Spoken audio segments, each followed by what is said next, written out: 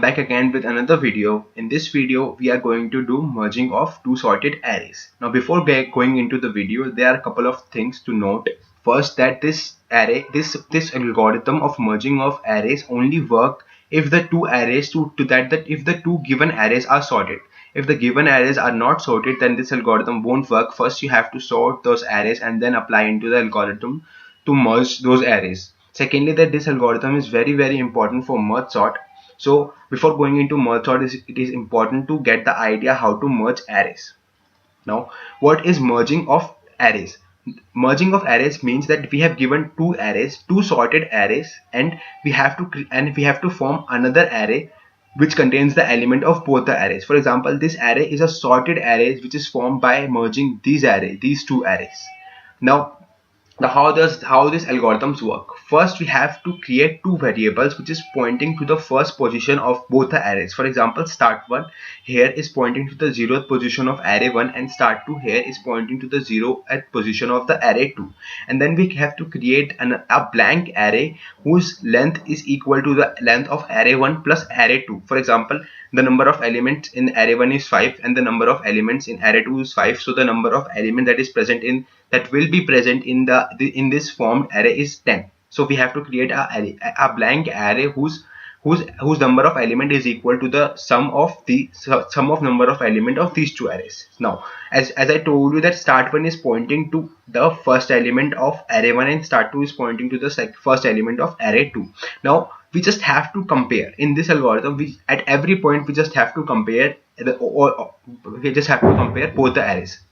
For example, here, now as we compare 2 with 1, the element that is smaller get added in the array, and then we increment the variable. For example, now when we compare, now both start1 and start2 is pointing to the 0th position of array 1 and array 2. Now as we compare 2 with 1, as 1 is smaller than 2, 1 gets added in the array, and when we increment start2, the element which get added in the array, the variable of that element is incremented. For example, here start1 is pointing to 0 and start2 is pointing to 0 also, but 1 is smaller than 2, so we add 1 here and increment start2 Now start1 is pointing to 2 and start1 is pointing to 2 and start2 is pointing to 4. Now 2 is less than 4, so we add 2 in the array and then increment start1. For example, here as 2 is less than 4, we increment start1, not start2. Start2 is pointing to the same place. Now start1 gets incremented. Now as it get incremented, it is pointing to the first position of array 1, that means 7. Now 7 is greater than 4, which means 4 is less than 7. So 4 gets added in the array and we increment start2. Now 5 is less than 7. So 7 gets added in the 5 gets added in the array and we increment start2 again. Now 7 is equals to 7. So we can add any of the two elements and increment any of the two variables. So first we add this 7 here and increment start1. Now 8 is equals to 8. 8 is greater than 7 as start2 is pointing to the third position. So 8 is greater than 7. Now 7 is less than 8. So 7 gets added in the array and we increment start2 again. Now 8 is equals to 8. So what I told you that we can add any of the elements and increment any of the variables. Now we add 8 in the array and increment start1. Now start1 is pointing to 9 and start2 is pointing to 8. Now 8 is less than 9, so 8 gets added in the array and we increment start2 again. Now as this array gets finished, we just add the remaining elements in the array 1 in this array, and then we get our sorted array. Now I'll repeat it for you. We just have to compare the elements and which element is smaller gets added in the array, and then we increment the variable that is pointing to that element. For example, here 2 is greater than 1, so which means 1 is less than 2. Then 1 gets added in the array and we increment start2. Now start2 is pointing to 4 and start1 is pointing to 2. Now 2 is less than 4, 2 gets added in the array and we increment start1. Now start1 is pointing to 7 and start2 is pointing to 4. Similarly, if both the arrays are not equal, what happens? The procedure is same. Start1 is pointing to the 0th position of array 1 and start2 is pointing to the 0th position of array 2. Now, as 1 is greater than 2, 1 is greater than 0, 0 gets added in the array and we increment start 2. Now, 1 is smaller than 3, so 1 gets added in the array and we increment start 1. Now 4 is greater than 3, so 3 gets added in the array and we increment start 2. Now 6 is greater than 4, 4 gets added in the array and we increment start 1. Now 5 is also less than 6, 5 gets added in the array and we increment start 1. Now 7 is greater than 6, we add 6 in the array and increment start 2. Now as this array gets finished, we just add the remaining elements from this array to this array. So I hope this algorithm is completely understandable. Now we just code this algorithm in Java. Now hang on with me for a couple of minutes because writing this algorithm is whole another story. So first we'll create a method, public static void merge to sorted is the name of it. Will take two arguments. First the array1 and secondly array2. Now what we have to do first, we have to create two variables. We create int start1, which is pointing to the 0th position of array1, and we have to create start2, which is pointing to the 0th position of array2. And then we'll have to create another array, another blank array whose length is equal to the length of array1 plus array2. So we'll just create another blank array, final array new int whose length is equals to array1 dot length plus array2 dot length. Now we have created our array, and we have to create a pointer variable. Now what pointer variable does, it keeps track of the elements that is adding to this element. For example, firstly k is pointing to the 0th position of the array1. As 1 get adds in the element, the k gets incremented. As 2 gets added in the array, k gets incremented. As 4 gets added in the array, k incremented. So it is keeping track of the position where the element has to be added. So we'll create a variable which is firstly pointing to the 0th position of the final array. Now we'll have to create loop while start1 is less than or equals to array1 dot length minus 1.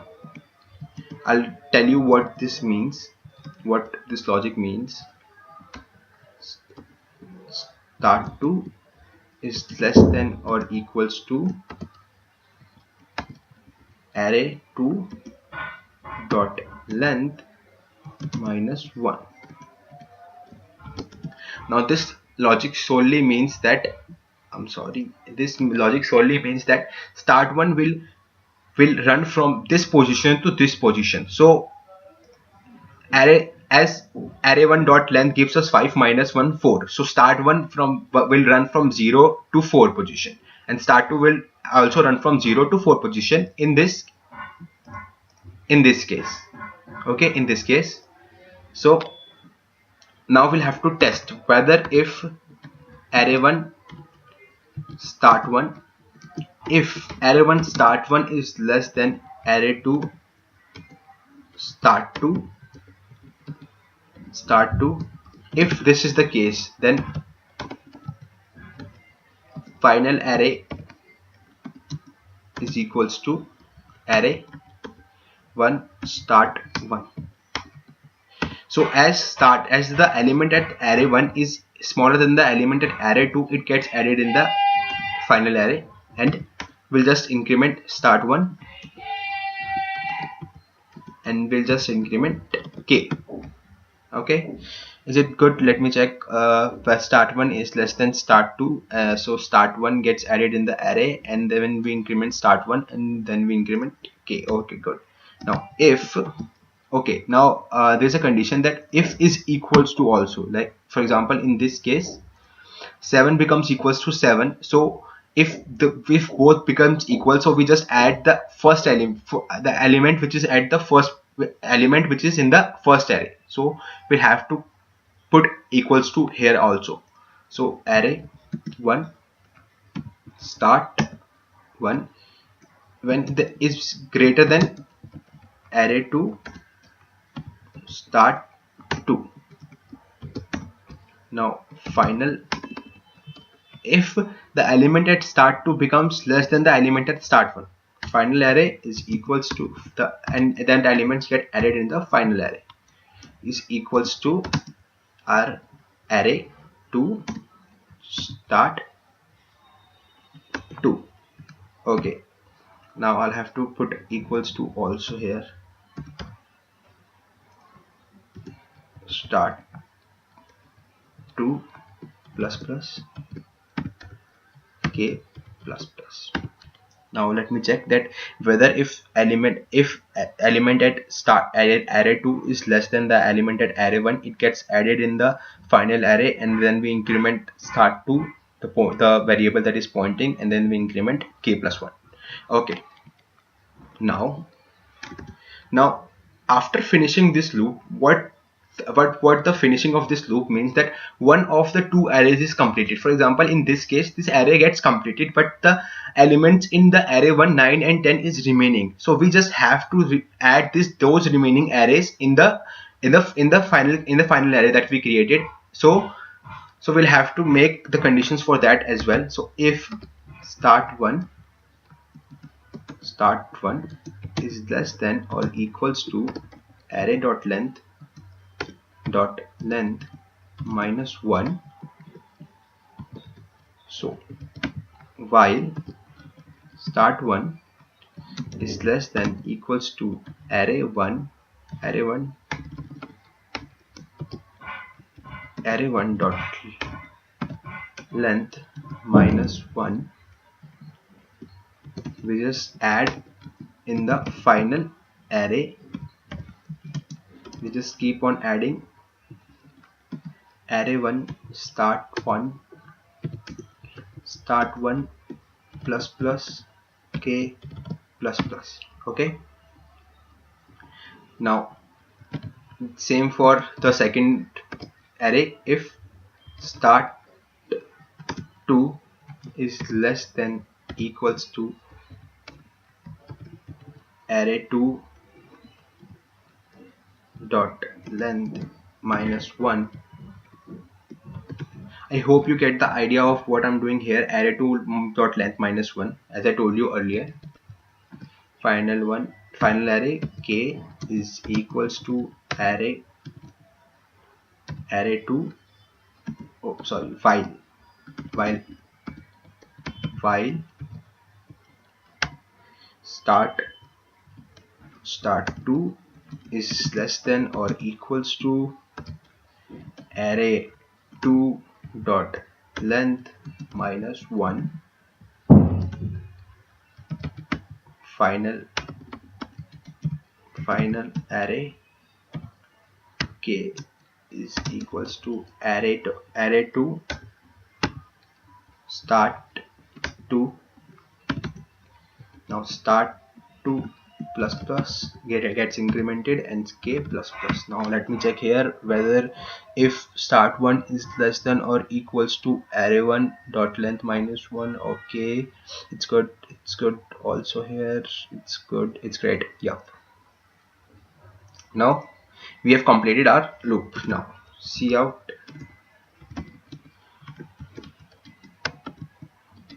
I'll just make it the final, the elements in the final array is for int l is equals to 0, L is less than final array dot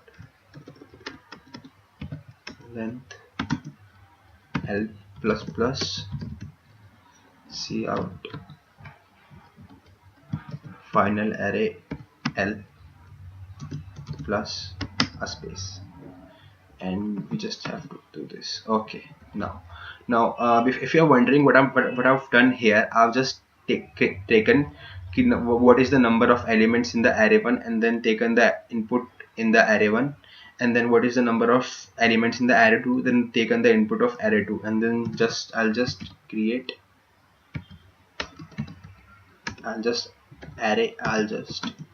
call the method which we created here. Now hopefully it runs. Now we'll just hold on with me for a second and we'll take an example. Now how many elements you want in an array? I want 5 elements in my first array. The number of the elements are 1 4 5 and 7 and 8. And how many elements you want in the array, in the second array? And I want 3 elements in my second array. The number of elements are 3. So as you see, this algorithms work. So now, as I told you that this algorithm, this method is very important for merge sort. So just look at it once and make sure that you get the whole idea of this method. So that's it.